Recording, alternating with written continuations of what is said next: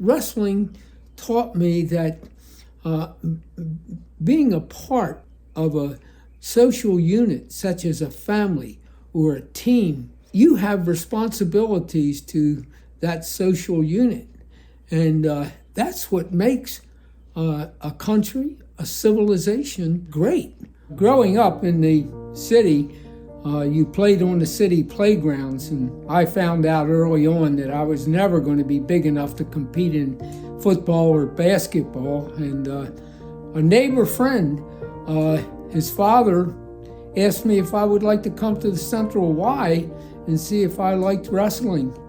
And I did that, and that was it. I was offered a teaching job at Catonsville High School, which is just outside of Baltimore. And Catonsville asked me to start a wrestling team, which I did.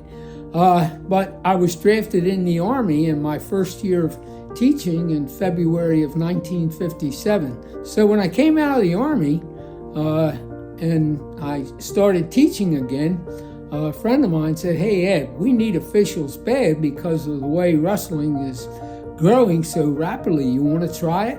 So I did, and I fell in love with it. I met my wife teaching. She was a math teacher, and we were married, and we had 3 children early on. So she took off for 13 years to raise our children. She gave me tremendous support in taking the time to officiate. At the same time, I was also working at getting a master's degree in U.S. history, and then later on in counseling psychology. It taught us as a family to help one another. You need to do that in order to achieve your ultimate goals of being decent people and leading a meaningful life.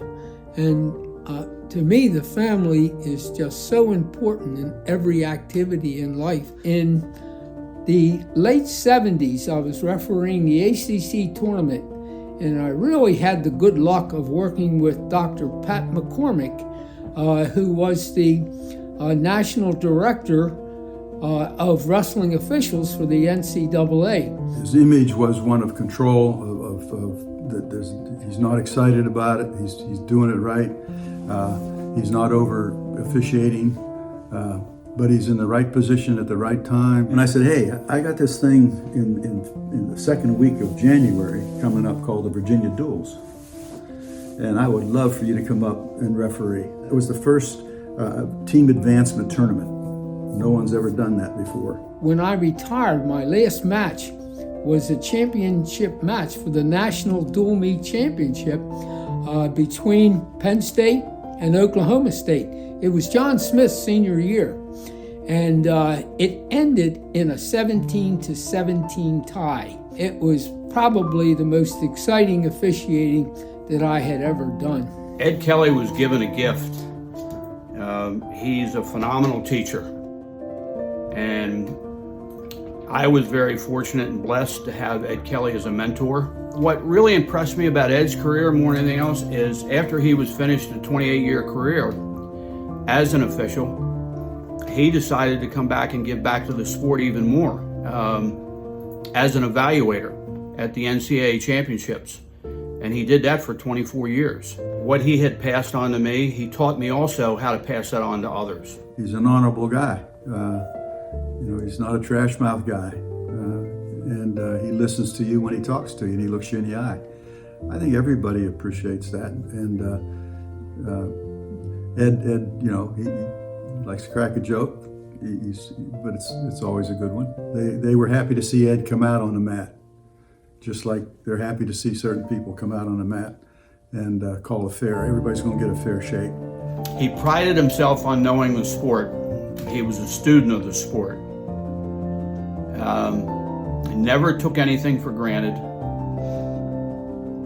Whenever he had a sticky situation, he would go back and review it with other people and talk through it so that he could learn from the experience. All those traits he taught me.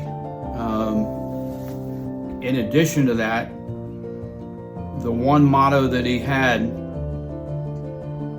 is always do a better job the next time you go on the mat than your previous job.